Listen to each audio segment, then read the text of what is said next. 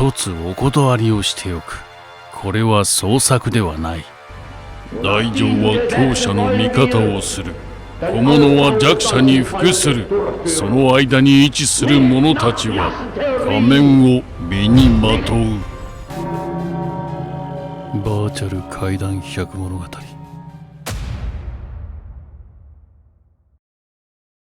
1945年4月30日、ベルリン総統地下壕。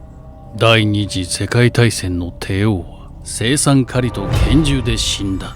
炎は街を包み、帝国は崩れ落ちた。多くの人が言った。これで終わった。本当にそうだろうか。独裁者は死んだ。だが彼一人であの巨大な機械は動いていたのか。列車は誰が走らせた。書類は誰が作成した。番号は誰が呼んだ。扉は誰が閉めた。巨大な悪は一人では成立しない。それは無数の小さな従順でできている命令だった。遺体にガソリンが注がれ、煙が立った。それで終わったと思われた。だが同じ日も翌日もその翌日も、ポーランド南部アウシュビッツの廃墟では鉄線が風になっていた。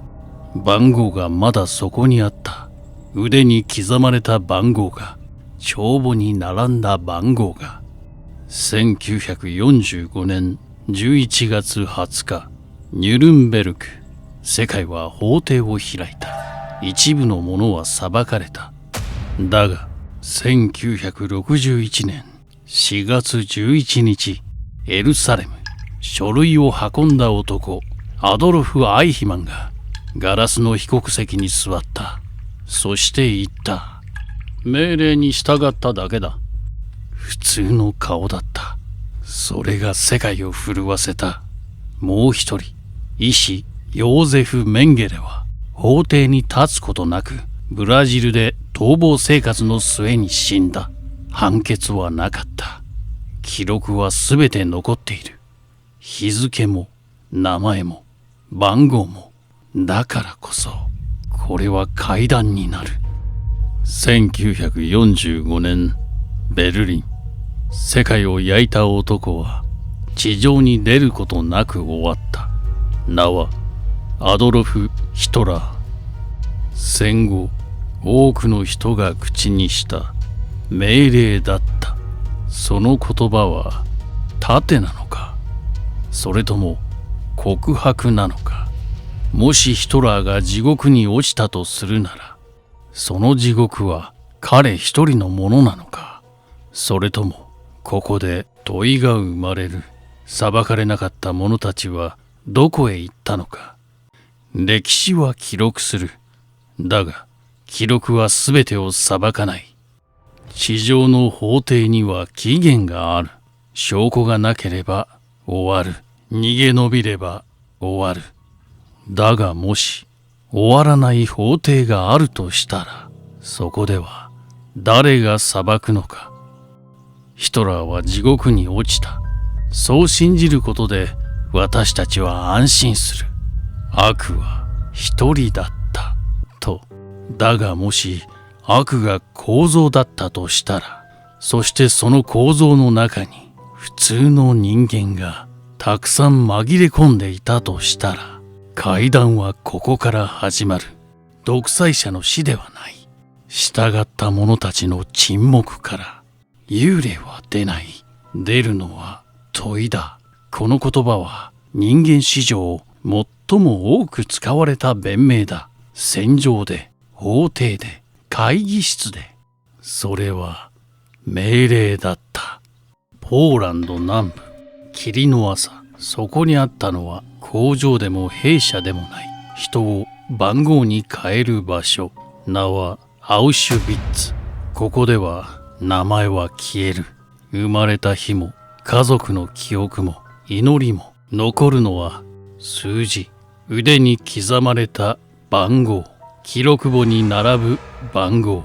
呼ばれるのも番号。消えるのも番号。階段は悲鳴から始まらない。沈黙から始まる。夜の監視と誰もいないはずの場所で風が鳴る。だが聞こえるという低い声で数字を一つずつ読み上げる声が。もちろんそれは風だ。鉄線が鳴る音だ。そう説明はできる。だが人はなぜ声を聞いたと語るのか。この場所で働いた者たちは戦後こう言った。私は命令に従っただけだ。書類を運んだ者、門を開閉した者、奴隷を幽閉した者、記録をつけた者、銃の引き金を引いた者、ガス室のスイッチを押した者。彼らは自分を歯車だと呼んだ。歯車に罪はあるのか。命令は責任を薄めるのか。番号を呼んだその瞬間、その声は誰のものだったのか。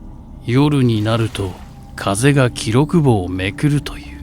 誰も触れていないのにそこに並ぶのは数字、数字、数字。だがページの端にはかすれた筆跡があるという。まるで誰かが名前を書き戻そうとしたかのように。ここで回帰は幽霊ではない。記録だ。消えない記録。そして消したかった記録。ヒトラーは遠い地下壕で死んだ。だがこの場所で番号を呼んだ声はどこへ行ったのか。地上では裁けないものがあるとしたら、それは夜にだけ開く法廷なのかもしれない。戦争は終わった。廃墟の上に新しい世界が築かれ始める。だが罪はどうなった。ニュルンベルク、世界は法廷を開いた。記録が読み上げられ、証言が重ねられ、判決が下された。公主台へ向かった者もいる。だが全てが裁かれたわけではなかった。その一人、アドロフ・アイヒマン。私は命令に従ったに過ぎない。責任は命令を下した者たちにある。私はただ法律に従った市民だった。書類の男、輸送計画の設計者。彼は長く逃亡し、やがて別の国で捕らえられる。法廷で彼は言った。私は命令に従っただけだ。怪物の顔ではなかった。普通の男だった。それが世界を震わせたのだ。もう一人、ヨーゼフ・メンゲレ。私はただ学問のために尽くした。それは科学であり、心の目を曇らせる必要はなかった。ドクター。彼は裁判を受けることなく逃亡生活の末に死ぬ。静かな死。法廷もなく判決もなく、地上では何も下されなかった。裁かれた者、逃げ切った者、忘れられた者、名前も知られぬまま日常へ戻った者。ここで問いが重くなる。法で裁かれなければ罪は消えるのか。時間が経てば歴史は薄まるのか。夜、誰もいないはずの法廷。椅子が一つきしむ。証人は立っていない。だが視線だけがある。無数の視線。地上の法廷は証拠と条文で動く。だが記憶の法廷は閉廷しない。アドロフ・アイヒマンは公主刑となった。メンゲレは自然死と記録された。記録はそれで終わる。だが番号で呼ばれた者たちの側から見れば、終わりとは何か。命令は罪を軽くするのか、それとも人をより深く沈めるのか。夜の監視と私は命令に従っただけだ。その言葉は戦後の法廷で何度も繰り返された。それは弁明か、それとも祈りか。命令、その二文字は不思議だ。重い責任を一瞬で軽くする力がある。上官の命令、国家の命令、時代の命令。個人は歯車になる。だが歯車は意志はないのか。回る方向を一度も疑わなかったのか。階段は過去の話ではない。学校で、会社で、組織で、私たちは何度も言う。決まりだから。上がそう言ったから。みんなやっているから。その瞬間、思考は止まる。判断は預けられる。責任は薄まる。だが本当に消えているのか、想像してみてほしい。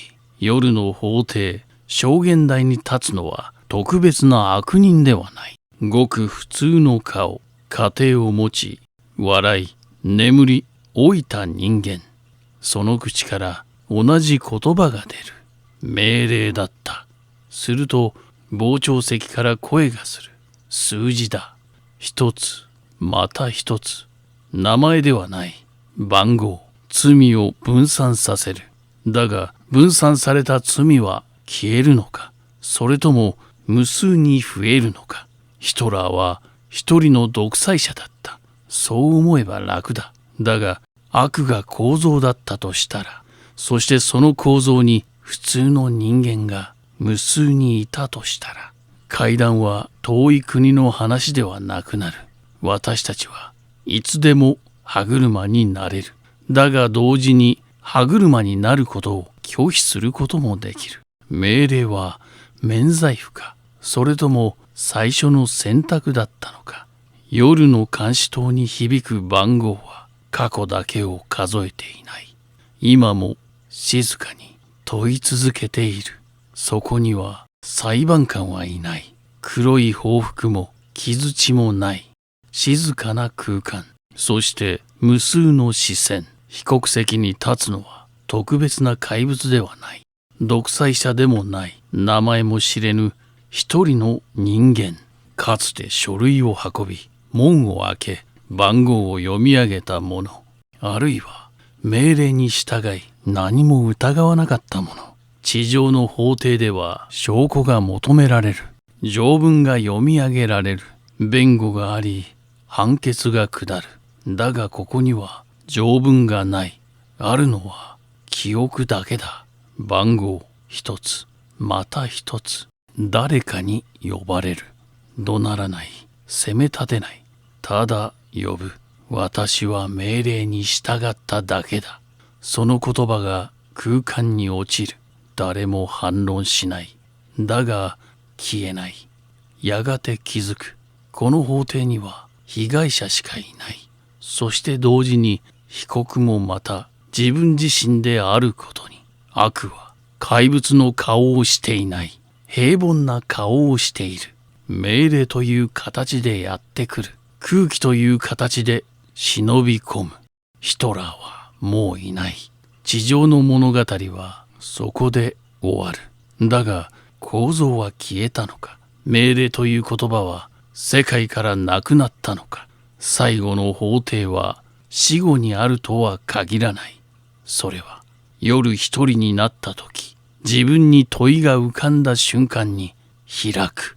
あなたは命令に従うだろうか、それとも立ち止まるだろうか。